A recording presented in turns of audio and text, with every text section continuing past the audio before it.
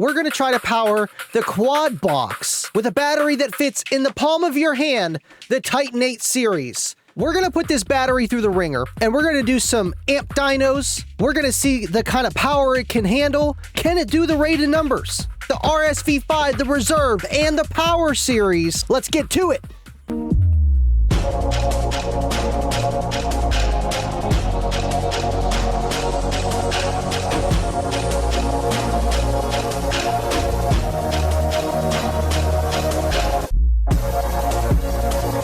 Now my system has a lot of power, two CX 1800.1s wired at half ohm. Now it's super easy to work on the quad box build, slide it out, that's it. And yeah, we're gonna have to vacuum. My kids are nuts.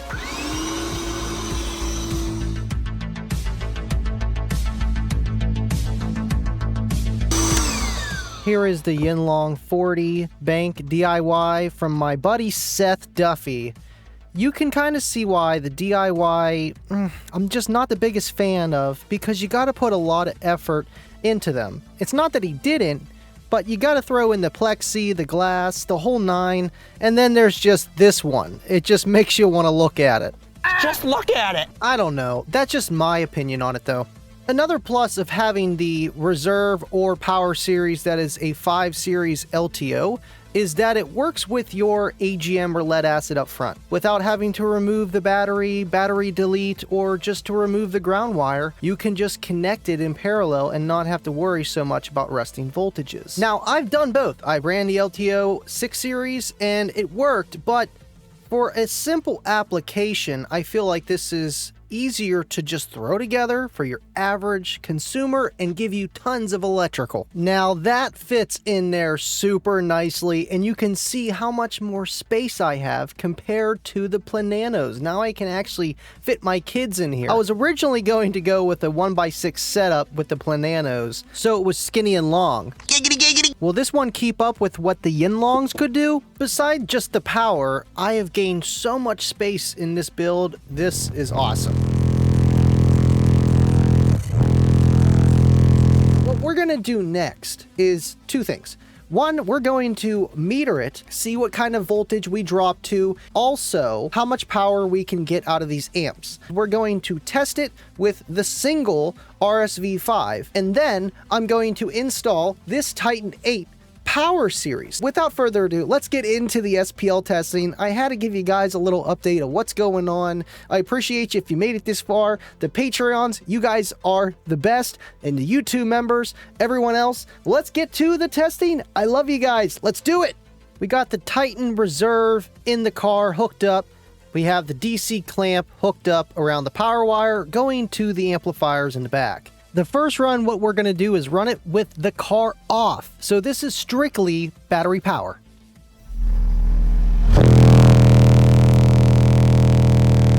Okay, now that's pretty impressive. We pulled 5,339 watts out of this battery. The amplifier made 3,281, but we dropped to 11.2 volts.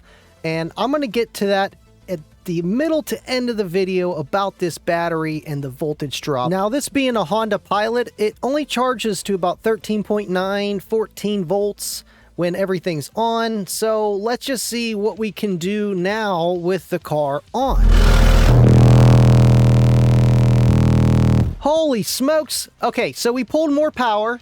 We only dropped to 11.7 volts, 485 amps, about 15 more amps, and the amplifier made almost 200 more watts. This right here is my homemade DC clamp meter.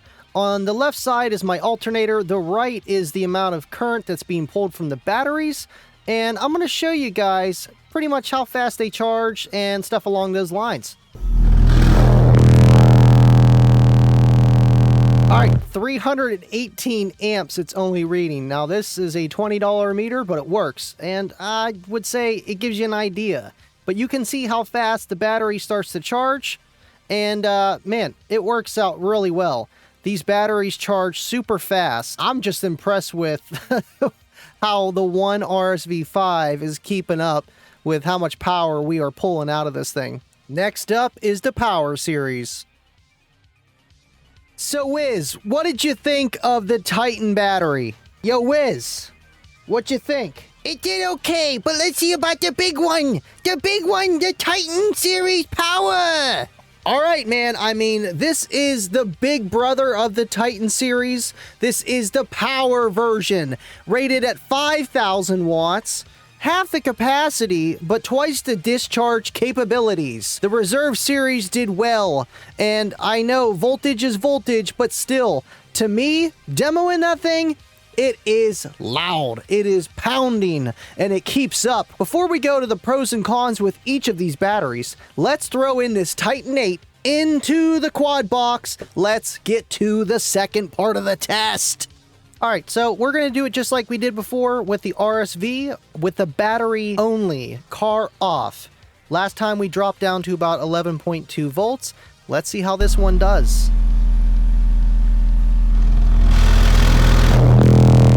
Whoa, okay, so we dropped to 11.5, but it looks like we pulled a little bit more power than the first time. The first time we did 3,281 watts, but we pulled 5,339 from the battery. So this time we did more power because the voltage was higher, but honestly close to the same. Now we're going to do it with the engine on, and honestly, I think this is where you're going to see the biggest performance gain because of the higher C rate. Let's see what it does.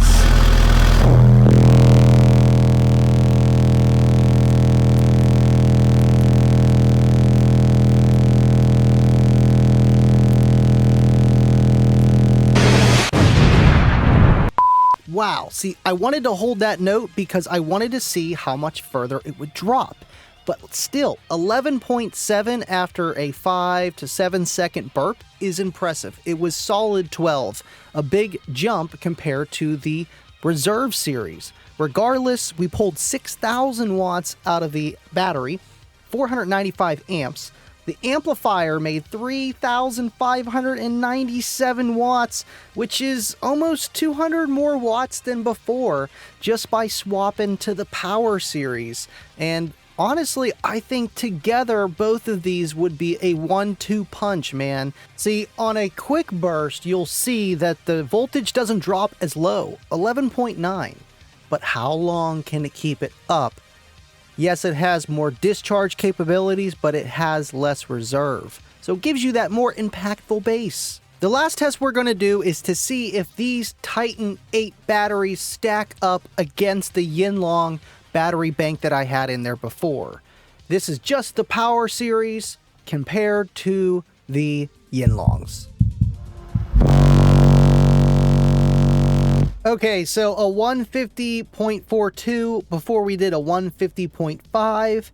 This time we clamped 3,558 before we clamped 3,577 watts. So 20 more watts, that's it. That's the difference. I'll take it. I will definitely take it. All right, so I did a little bit of calculations, and with our voltage drops between both batteries, around 11.7 with the power series, 11.3 at the lowest on just battery power alone with the Reserve series, those state of charges are actually within that parameter of what that battery is supposed to kind of discharge at. It's a lot of power. I would say more than what it's rated at. The Reserve series says 2,500 watts. The power series says 5,000. What does that mean? In my opinion, the 2,500 and 5,000 watt rating are with an alternator that can supply that amount of current and probably an RMS rating of that amplifier.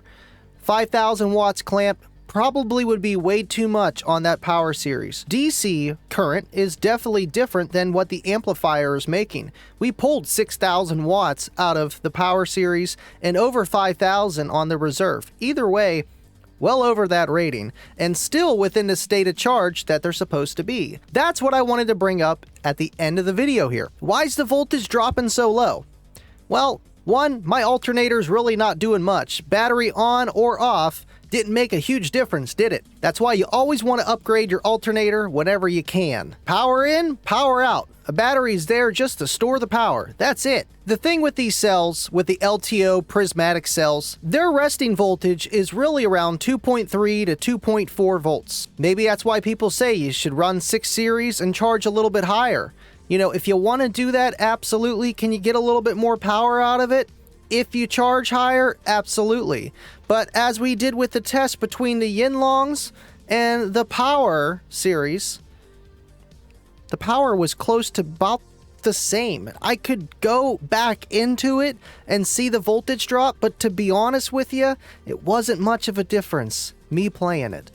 Just it's my daily. I know how this vehicle rides, my voltage drop, right around the same, and that's kind of saying something. And the pros and the cons of each one. Honestly, with the Power series, you're gonna get more power, period.